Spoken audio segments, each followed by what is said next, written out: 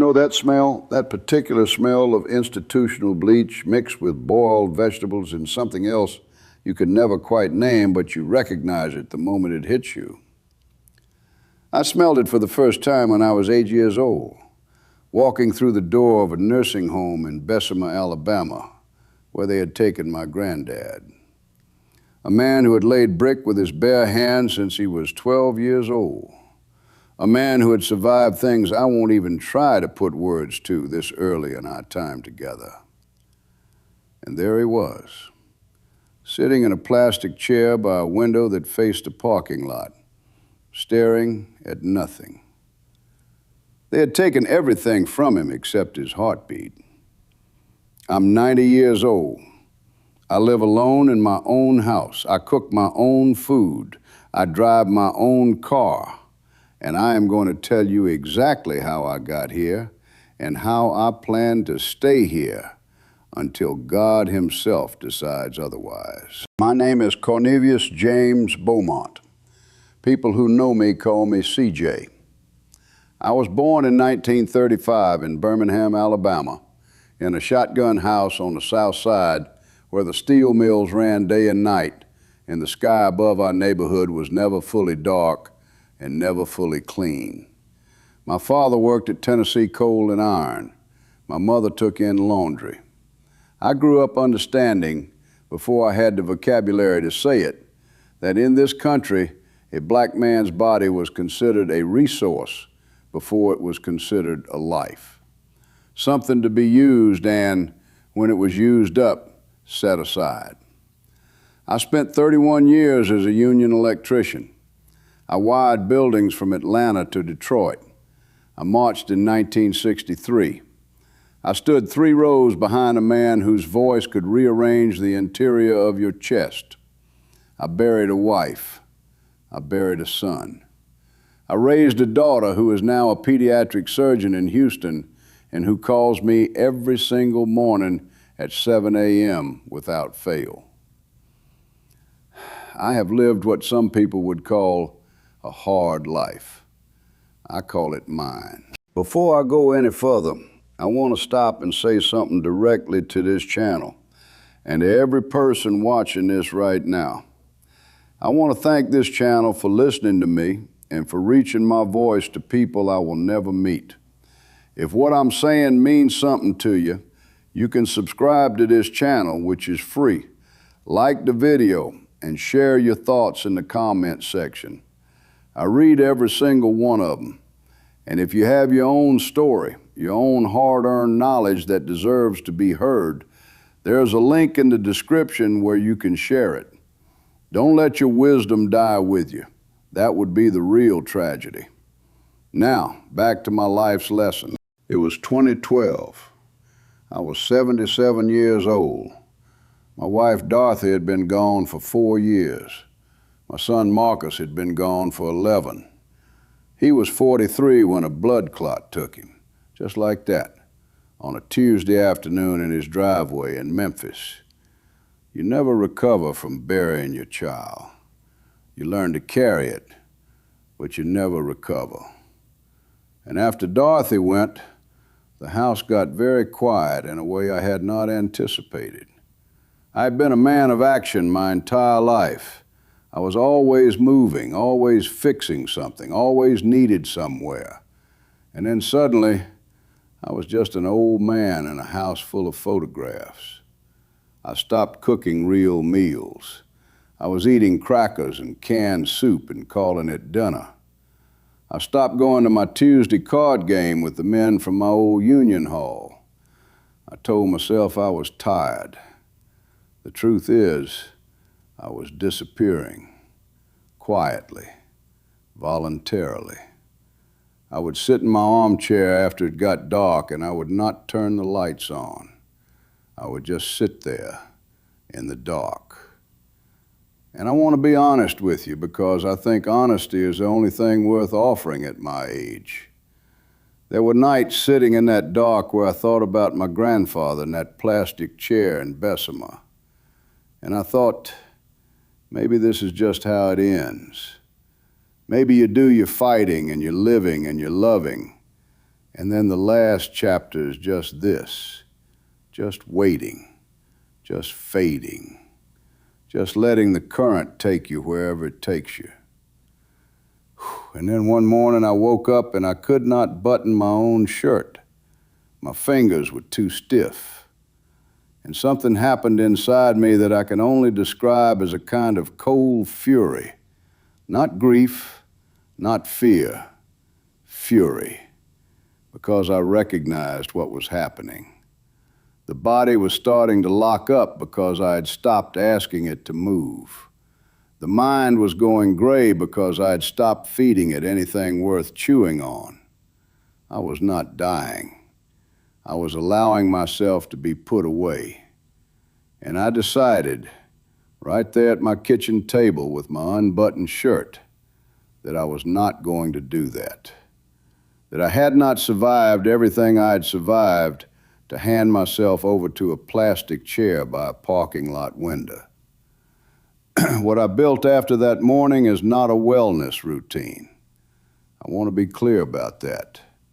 I am not a wellness man. What I built is a resistance strategy. 5 specific commitments that I have held to every single day for the last 13 years. And I believe they are the reason I'm sitting here talking to you instead of sitting somewhere else staring at nothing.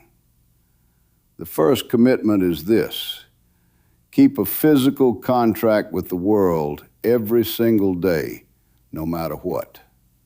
Here's what I mean. When I was working as an electrician, I had no choice but to use my body. I was climbing, pulling wire, carrying equipment. My body was in constant negotiation with the physical world. When I retired, I made the mistake that most people make. I thought rest was the reward. I thought stillness was what I had earned. And the body accepted that offer immediately and started making permanent adjustments. The truth about the human body, especially after 70, is brutal and simple. It does not maintain anything you do not use. It is not sentimental. It does not care that you used to be strong. It only responds to what you are asking of it right now, today. The body is like a tool left in a shed. Leave it there long enough, and it will rust into the shape of its own disuse.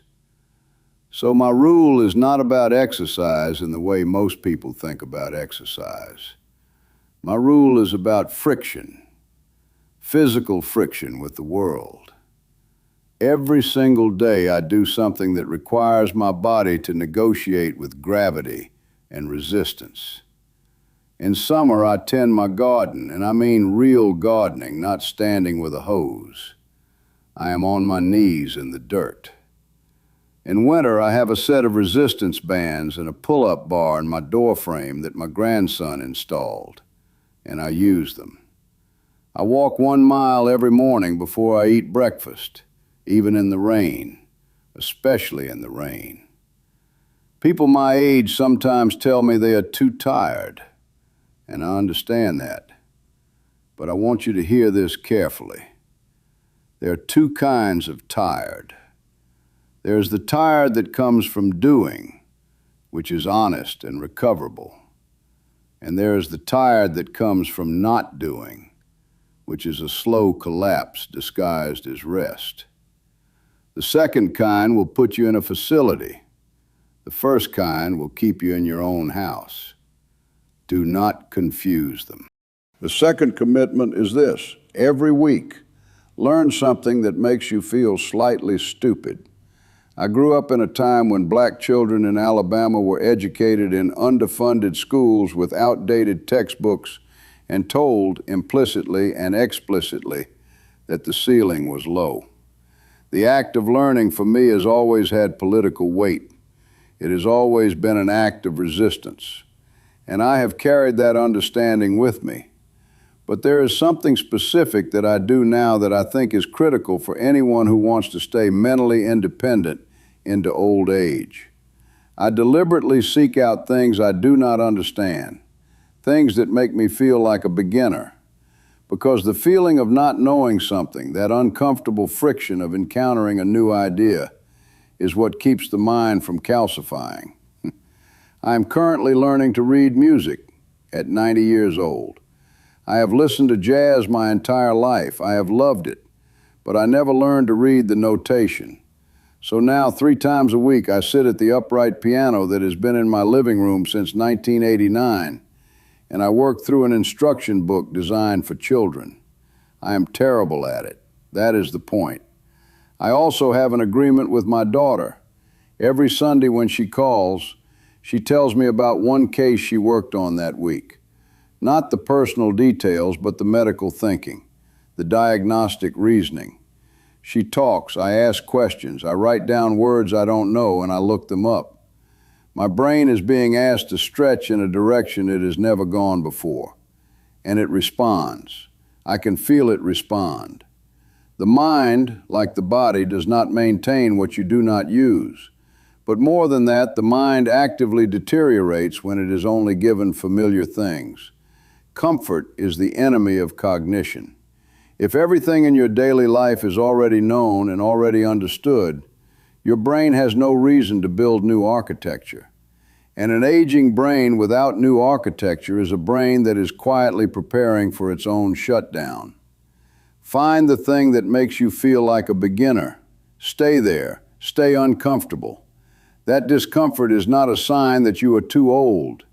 It is a sign that you are still alive. The third commitment is this: never let a day pass without saying something true to another human being.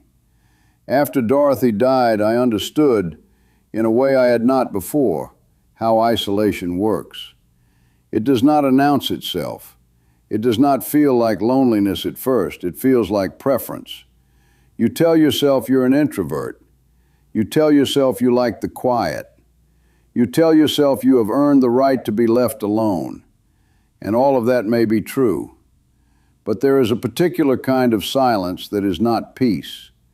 It is a slow filling up with your own unspoken thoughts. And those thoughts, without the friction of another human perspective, begin to lose their connection to reality. I have watched bitterness take men I loved. I watched it take my friend Roosevelt, who I worked alongside for 20 years.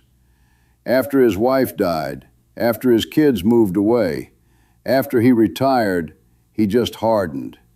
He stopped being able to hear anything that challenged what he already believed.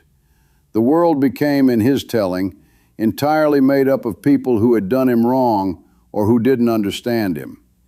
He died at 79 in an assisted living facility, furious at everyone, including me. I made a rule after watching Roosevelt. Every single day I must say something true and something personal to another human being. Not pleasantries, not weather, something real. This is non-negotiable. Some days it is a long phone conversation with my daughter. Some days it is sitting on my porch and talking to my neighbor Gerald, who is 63 and thinks he knows everything. And I tell him when I think he's wrong.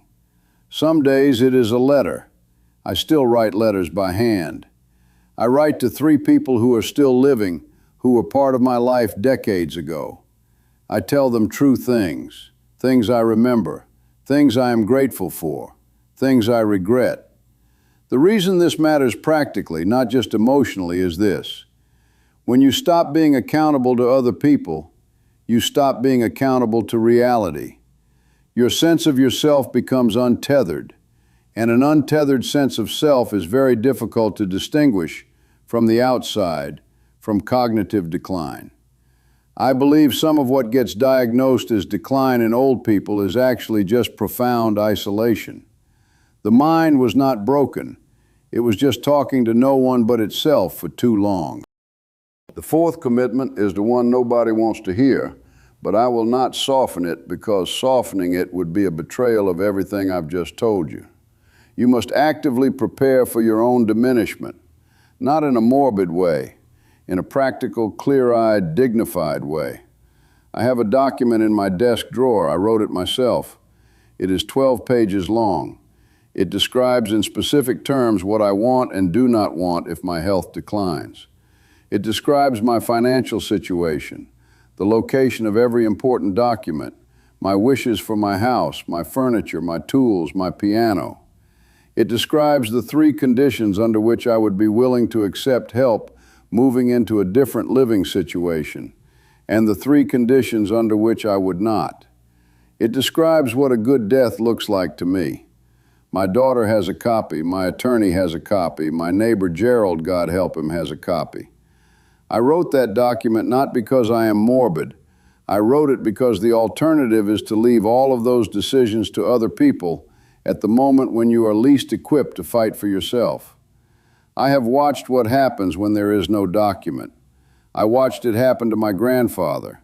I watched it happen to men and women at my church who spent decades being capable, dignified, self-determining human beings, and then spent their final years having their most fundamental decisions made by whoever was standing in the room. The people who end up in facilities against their wishes are almost always the people who never did the hard paperwork, who never had the uncomfortable conversations, who believed that planning for the worst was giving in to the worst. It is not. It is the exact opposite. Planning for the worst is the only way to give yourself a fighting chance of avoiding it. Do the paperwork. Have the conversations. Write it all down while your handwriting is still your own. And now the 5th commitment. This one will surprise you. I only learned about it the way I learned about most useful things in my life, which is by ignoring the advice for years and then discovering through painful experience that the advice was right. Oral health is one of the most powerful predictors of how long you will live independently, and almost nobody talks about it in the context of aging. I know. You are expecting something poetic. Bear with me because the science here is not small. I learned that the bacteria that live in an unhealthy mouth do not stay in the mouth.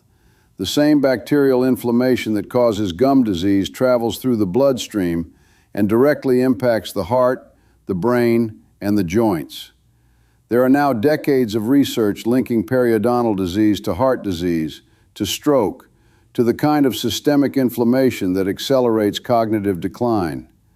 I brush my teeth twice a day for a full 2 minutes each time. I floss every night, not quickly, properly. I see my dentist every 4 months, not 6. I have worked to address and maintain every dental issue I have. This is not vanity. This is a direct line of defense against the exact conditions that most commonly put elderly people in care facilities. Heart events, strokes, cognitive decline. The mouth is the entry point for all of that, and it is one of the most controllable, least expensive interventions available to anyone at any age. If you are young and listening to this, start now. If you are old and listening to this, start today. The research will shock you if you look it up.